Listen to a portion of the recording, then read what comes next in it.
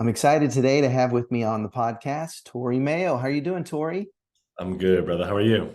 Good. We go way back. We're in the same town, but we haven't been in the same circles for a while. I think back then I was planting a central Austin campus, then quickly shifted over to South. But you're in East Austin. And That's what right. year did you guys plant? So we started in 2012. Yeah, Okay. so we just celebrated our 11th birthday last month. So yeah. Happy birthday, man. That's a big deal. Yeah, Yeah. I think I would be curious what the statistics are now post pandemic, but it used to only be, I think it was one out of every five church plants made it to 5 years, and you're Yeah. 11. So that's a big deal. Yeah. Yes, totally. Thank you. Yeah, it's interesting. Ed Stetzer just recently said that's the statistic I've always used. He just said that it was off, that came from some random research. But the really interesting thing is that I actually wrote my doctoral dissertation on urban church planting, particularly from like a minority perspective. And what I found when I was researching all of that was that 92% of minorities actually fail within the first 5 or 6 years. And Wow. so, whatever that number is across the board, it actually ratchets up when you have like an urban context or a minority leader. And so, I say that not to be like, oh, but we made it. It's like, gosh, it takes a lot of work and a lot of the Lord's like faithfulness and presence. And so, I'm really grateful to even be able to be shepherding God's people like this. That's amazing. Yeah, that's a remarkable statistic. And you come out of Hill Country Bible Church, which has a unique model. I was always fascinated because, in some ways, they're up in Northwest Austin. They have launched, I think it's 36 churches, independent Yeah. churches, and they've tried to start campuses as well. I'm not sure where they're at in the campusing approach, but you are Mhm. one of those churches, and you've kind of continued in that vein. Talk about where in Austin you're planting, kind of the makeup of your church, and even the process you went through to start it. Yeah, totally. Yeah, so we're in Central East Austin, is what we would call it. Really intentionally wanted to start and stay kind of by UT's campus because our biggest desire was we didn't want to just grow larger and larger and become the next big thing or something in church world. We actually wanted to multiply. In fact, we have a little phrase we say, we don't celebrate growing, we celebrate going. Hmm. And so we don't measure our success by numbers. We really measure it by like, how much are we sending? What does that multiplication look like? So kind of planting where we were and where we are allows us to actually have a lot of reach into the younger demographic. The unfortunate part of that is that you lose people very often because you win them to faith or they're brand new in adulthood. And so their faith is very fresh and vibrant. You cultivate that, and then you have to send them because they move to Colorado, to Chicago to get a job, right? But yeah, at other times you get to intentionally, strategically send them into the nations or into other church plants. And so from the beginning, we wanted that to be our DNA was how do we multiply? The Lord's been really kind to us. We started with 11 people. We did not think we were going to make it. We honestly just wanted to go make a little bit of an impact in that part of the city. One of my church plant coaches told me early on, you don't plant churches, you plant the gospel, and from the gospel comes churches. Hmm. So our kind of thought was always like, okay, if we don't plant a church, at least we can plant the gospel and even aid some of the other churches, even if only a few people come to faith. By God's grace, obviously, and I really mean that, I'm not just using a Christian phrase. It's like by the Lord's grace, it has been just lots of ups and downs, but we're at about 1,000 now on a Sunday. We've been able to plant multiple churches nationally and internationally. We're a really young demographic, but a very multi-ethnic, multicultural demographic, and so it's been kind of great. That's both the story and also kind of the DNA makeup of our church. Yeah. Well, and it's really beautiful. I mean, a good friend of mine, John Short, is there serving with you guys. He's about my age. He just went on and on about just the how beautiful the community is. And in many ways, I mean, part of what I love about the city of Austin. When I first got here, I was amazed at how churches teamed up together. And so Yeah. Gateway, our church, and Hill Country, kind of the church that sent you out, has always teamed really well together. Now, John Burke and Tim Hawks have both stepped out of their role as senior pastors. So the next generation, it's up to us, so to speak, to keep it going. But they we've actually traded. I don't know if you knew this, but we've actually sent a guy that was on our staff to Hill Country thinking this might be a better fit, and they sent John Short to us. Mhm. It was like a staff trade. Talk about your experience, because if I am correct, didn't you have to be a resident for 2 years before you planted? And I know you still do that with your model, right? Yes, yep, yeah. So at Hill Country, it's actually a 1-year residency, but yes, exact same idea. So I was working at Hill Country for 3 years, and then they were like, "Hey, we feel like you're supposed to plant a church." Did a year-long residency. There's all these like training metrics that they have. One thing, Hill Country is great at several things. One of them is mission and vision, 100%. One of them is also just structure and system. I feel like they're so good at that. And so they added all of these different like elements of like, okay, you feel called, that's great. But like, how do you set up a integration process in your church to where people don't fall through the cracks? Or how do you run a business meeting? Or how do you, whatever, name the thing. It's like they had some sort of system for, which was phenomenal. And so in that year, you're literally walking through, what does it look like to advertise well early on because nobody knows that you exist? What does it look like to not just become a great preacher that exegetes the word? How do you exegete your community and actually do something that is tangible for your people who you're trying to reach or who you have?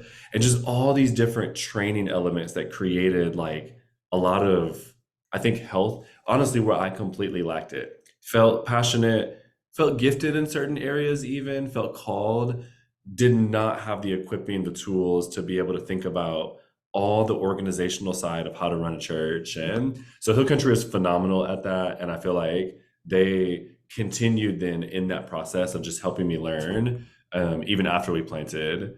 Like, hey, have you thought about doing this? It's like, no, I haven't, because I've never run a church before. Thank you. And it's been like so helpful. So yeah. That's amazing. And then now someone can apply to be a resident even with you. And I don't know if all Mhm. 36 churches have kept this up, but it does seem like this is absolutely at the center of your DNA, having planted Mhm. many churches. What are some other ways that your residency works that you think might be helpful for people to know? Yeah, so I would say there's probably about 3 or 4 maybe unique things. I think that most residencies have a lot of commonalities, which is great because it's needed, right? And so, yeah, our residency is 2 years. One of the reasons we stretched it a year was that what Hill Country started finding out was if somebody was pseudo internal, so they had some relationships at Hill Country, it just made the residency that much better. But if they were completely from the outside coming in, a 1-year residency just probably wasn't enough to build relationships with a team that would then go and leave with the planter. It's really hard when the last 6 months you really need to be on the ground in your target area. That means you have 6 months at the main campus to build all these relationships. No, I mean, unless you're just an off the chart connector, it's really hard to do, right? And so ours is 2 years in part because there's some connecting elements of it. We want you to actually be a part of our church and to be able to know our people, not necessarily so we could put our DNA into you, though we do think there are some things that are hopefully healthy about our church that you'd want to take out, but it's really so that our people can get to know the resident and they preach at the well, they lead ministries and like significant ministries. We're not doing like plug in, like, oh, we need somebody in the nursery, let's put them in there. It's like, no, if we're going to put you in children's, it's because we think that there's a lot of people who may go with you who are currently volunteers or parents, and we want you to get to know them, build relationships so that when you ask them to go with you, they're more likely to go.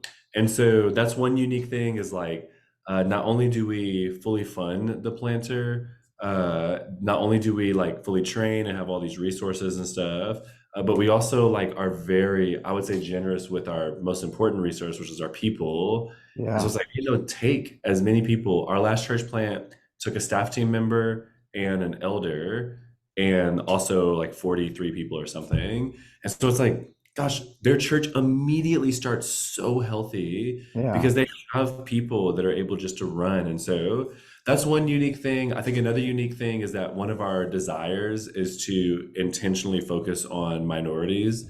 We will obviously plant others, but we also feel like, man, a lot of church planting focuses on majority culture planting and majority culture settings, particularly in suburban settings, which, yes and amen. The suburbs need Jesus, and we need a lot more of it, particularly even in our city, like in Austin. But also, it's like, gosh, what about the inner city? What about all of the, really the reverse gentr or the reverse white flight, the gentrification that's happening, where all of a sudden all cultures are coming back into the city? How do you become this multi-ethnic church? Or if you're a minority who often can't raise support as easily or doesn't have the same church background where there's all this structure for you, like how do we actually create spaces to train you, to develop you, to help you become successful? And so part of what we focus on is even, hey, how do you draw out some of that cultural identity? How do you create like a multi-ethnic environment? So that's one kind of realm where there's probably some uniqueness as well. The other thing I would say is that one of the things that man, gosh, has been really gracious to us in the midst of really crafting this residency is I feel like we've taken like the best from Hill Country, from city to city. We were an Acts 29 church for a while. We're not any longer, but we're part of that. A lot of so Acts 29's assessment and Hill Country's essential training and city to cities like post-launch coaching and all these different realms, and then like put it all together, package it. And the really good benefit about that is I feel like even where I felt maybe there was a little bit of lack in Hill Country's model, not because they were lacking, but just because they didn't have enough time to develop that with me. We've gotten, because we have 2 whole years now, the ability to actually integrate that in. And so it's like, man, I wish I understood more of what it looked like to run elder meetings, because I've never been an elder, because I've always been on staff. I don't know what that looks like. So I was just swimming in the waters in some ways, just throwing stuff at the wall, hoping I was being a good elder, right? Whereas like, no, our church planners come into our elder room and get to see that. They're in our exec team meetings, get to see that. They're meeting with every single ministry at the well. They have like a church planter packet where they essentially give like, hey, here's how you run children's ministry. Here's how you do the connection team or the greeting team. Here's how you do this. Here's how you do this. Branding, marketing, everything. And that way you're kind of walking out with all of this resource. And you could choose now not to use it because some of the things they won't contextualize in your context, right? Or you can choose to use it. And so, anyway, that's kind of some of the things that we've tried to integrate in the midst of our model, because one of our desires is like, gosh, that 80% stat, like you said, whether it's slightly lower or whatever the thing is, the 92% stat that I have, it's like, how can we minimize that to Yeah. where we are creating the best place possible to perhaps succeed, not just throwing them out and hoping they succeed, but like we're putting hundreds of thousands of dollars into these plants. Like, how do we do that? Well, we got to make sure we have all these systems in place to make sure that happens. So anyway, I'm kind of rambling now, but that's Oh, you got me on the it's soapbox. It's my favorite topic. I love it. No, it's incredibly beautiful. What through God's help your team has created. Maybe two more questions. What Yeah. are some of the some of the advice you would give someone who's trying to plant in an urban environment or trying to create a multi-ethnic church that you think most churches might be missing? Just a few Mm, tips that you think could help. that's really good. Exegete your community. I think that was one of the biggest takeaways of like, I'll use an intentionally silly example, but it's helpful. When I was at a former church of mine, the pastor was using some illustration about community, and he used a scene from Seinfeld, and then he said some other things, and then he used a scene from Friends. Um, I'm sure those are phenomenally produced television programs. but I have never watched a Seinfeld or Friends because I'm black. Okay, and And he's older. and that is true too. That is true too. Well, I was old enough for Friends. Seinfeld just before me, but it's like there is a. It's like culturally that's not the culture I grew up in. I really don't understand the jokes, the innuendos, the little thing, right? And it's like, okay, so I'm gonna now feel subconsciously even like, oh, I don't understand that. Why is everybody else laughing? Okay, and it's gonna be hard, I think, to build in that but if you exegete your community, if you go, oh, okay, hey, like it's actually okay to use this Seinfeld reference, but instead of now backing it up with the Friends reference, what does it look like to add in another culture or another element? Even if I'm not familiar with it, maybe I can try to bridge by using a football illustration that could be a little bit more culturally across the board or whatever, right? That's a great So I know point. it's a silly example, but it's like, no, that does trickle into everything else. How I want to be greeted is different than how you want to be greeted. What you see as honor is very different than what I see as honor, et cetera, et cetera. And so a piece of it I would say that maybe some churches could miss is one, having the intentionality of having people with a cultural EQ to be able to assess some of that. Our last church planter was Korean. I grew up in Detroit, grew up in predominantly Black spaces. There's also a lot of Puerto Rican influence. And then obviously white influence just being in America, majority culture in general. So I got those three cultures. I felt like I got the kind of particularly Puerto Rican, Hispanic culture, Black culture, white culture. I knew nothing about Korean culture, about Asian culture. I'm doing things that are subtly just off-putting or subtly confusing, and vice versa. They came from the Korean church, and I was like, why are you doing that? Don't do that. And he's like, oh, this is what our church did. Sometimes he was right. And I got to learn from, like, oh, this is a better way to do church or to see people. Sometimes I would say the way that we were seeing it was right. And he got to kind of adjust. Sometimes it was just a difference, neither right nor wrong.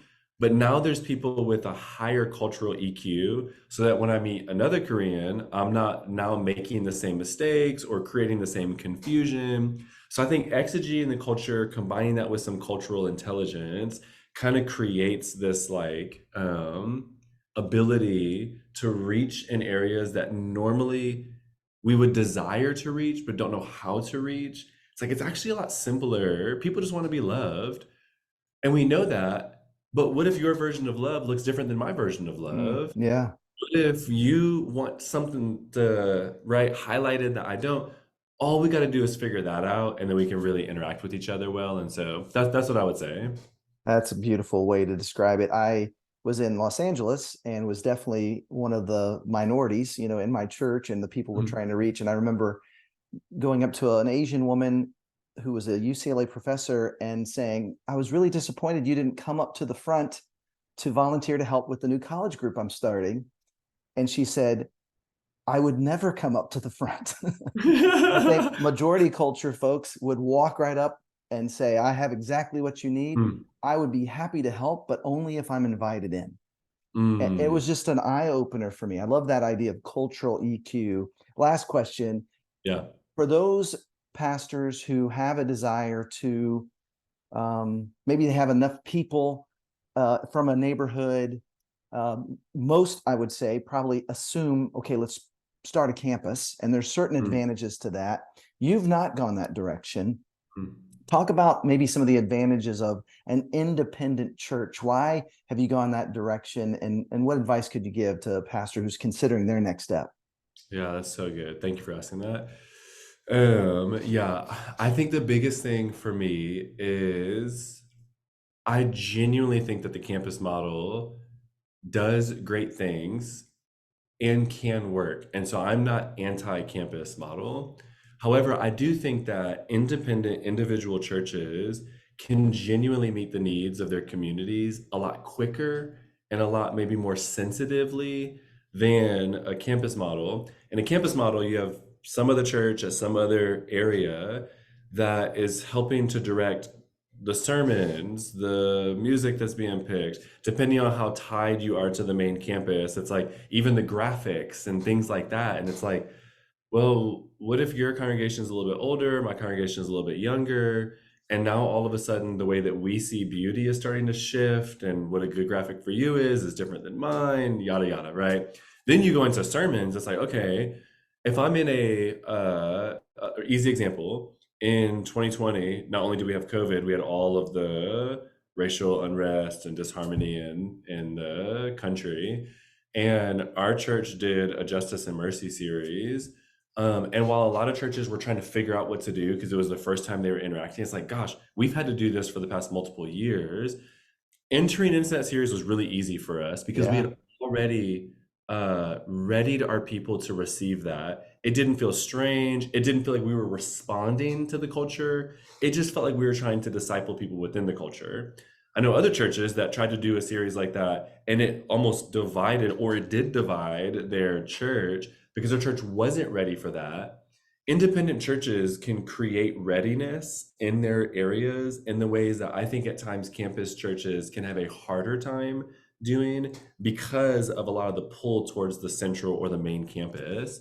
And so, what we've loved about the autonomy of individual churches is just that. The other thing is that I just think more people have, I do not think I'm the greatest communicator, the greatest leader, I think that God's called me for a specific church, specific time.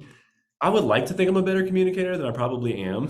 But I'm like, other people have the gift of communication too. And even if they maybe don't have as much whatever as I do, rhetorical skill or eloquence on this thing or cultural intelligence or whatever it might be, it's like, is that what God needs for them to be fruitful in an area? Maybe God wants a bigger intellect in a different area. Maybe God wants somebody that's a little bit more practical in a different area. And I lack both of those things because I just feel very relational and like, hey, let's just go do this, right?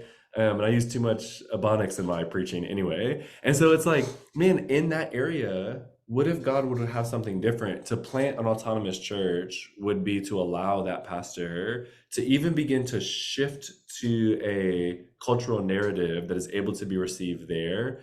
And if I was controlling it, I don't live in Cedar Park. I don't live in Buda. I don't live in Arkansas or some other, right? It's like, I don't know actually what that's like. I'm kind of assuming that everybody's the same, and that's just not true. So that's been our experience of getting to do that.